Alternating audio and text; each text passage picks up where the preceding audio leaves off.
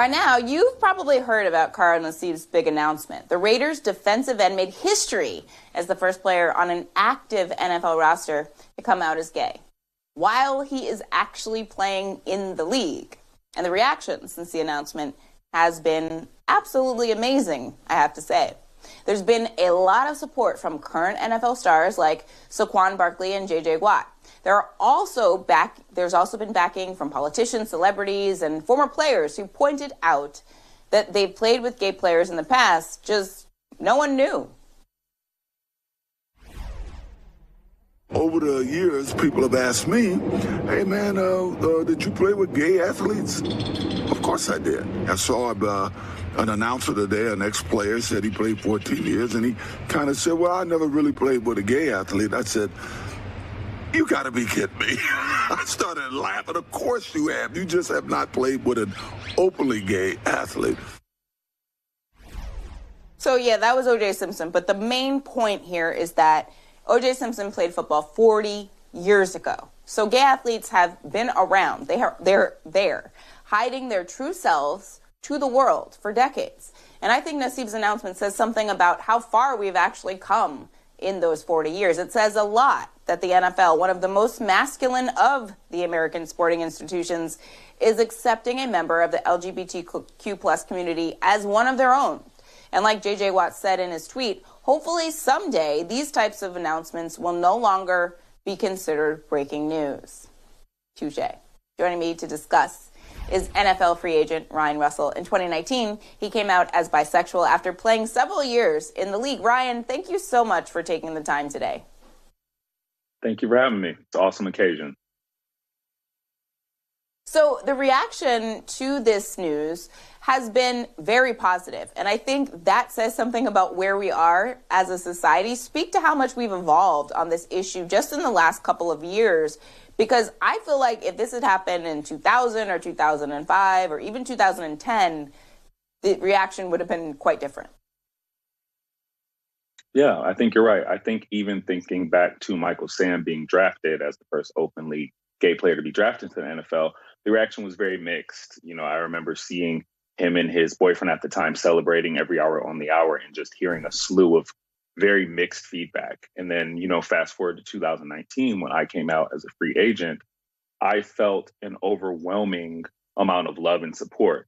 But a lot of love and support that I got from the NFL and from players were, you know, behind closed doors, which is fine. You know, people that have my number and that's in my information, you know, coaches, players. Now, fast forward only 2 short years, and we see Carl's coming out, and immediately the NFL, you know, steps up and backs him and gives a message of support. We see players across the league, both former and current. You know, we're seeing the Las Vegas Raiders really step up and support Carl in his journey to be who he is. And even in the way that he came out, the nonchalantness of it, the genuineness of it, you know, him just at home with his friends and family and saying, hey, I want to do this video real quick and let you guys know I am a gay player. I love that, too, because it really was like, hey, I just want to let you know this. But in the same, because it was so casual, it's like, yeah, this is just like a thing I wanted you guys to know. But it's not some big, huge deal, because it actually shouldn't be. It shouldn't be a thing that everybody has to have a huge reaction about. But in the NFL, the reason why people are surprised by the positive reaction is because the NFL represents a very specific type of masculinity and manhood, not just because of what type of sport it is. I mean, you're running around and tackling people, but also traditionally how players present on and off the field. Will this expand people's minds a little bit on what we consider masculine? Because I think Wade Davis has talked about the fact that he didn't hear a lot of homophobic jokes in the locker room, but he heard a lot of sexist jokes in the locker room. And I think at the heart of this is, you know, the fear of appearing too feminine. Yeah, definitely. I think, you know, with announcements like Carl's and as he continues to play and succeed on the field, you know, being just who he is, I think we'll start to really understand the difference between manhood and masculinity and sexuality and identity. You know, those two things really have nothing to do with each other. And the root of homophobia, in my opinion, is, in a sense, misogyny and sexism. And like you said, kind of this aversion to feminine things for men. Also, a bigger conversation that needs to be had at sports culture, starting from a really young age, not just the professional age, but starting from when young boys are playing sports and told certain things.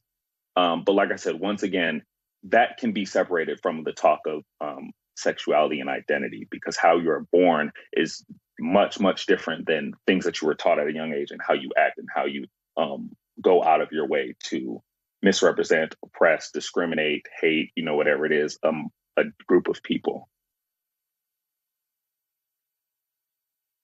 What's so fun about this particular moment in history is that, the next generation coming up behind us, they get this. They're like, gender is not a binary. What are you talking about? That's so stupid. Men should be able to present how they want and wear eyeliner, and that's cool. So we have 1 minute. Do you think that that's a sign of progress, that it's more culturally acceptable for men to do things that are traditionally seen as feminine, and the NFL is going to join the club too? Definitely. Like I said, even in the part of the NFL joining the club, I think it's a difference between talking about sexuality and identity and talking about gender roles and gender norms. I don't really, see how that ties into football, but at the NFL, even standing in and saying that, we understand that there are LGBTQ plus athletes. That's a huge step. My nephew is now growing up and watching football, and all he's going to know is that gay players are allowed in the NFL. And that is beautiful. Mm-hmm. Yes, it is very useful and helpful. Thank you so much, Ryan Russell, for joining us today. It was great to have you on. Please stay safe. Hi, I'm Zerlina Maxwell. Thanks for checking out our channel on YouTube.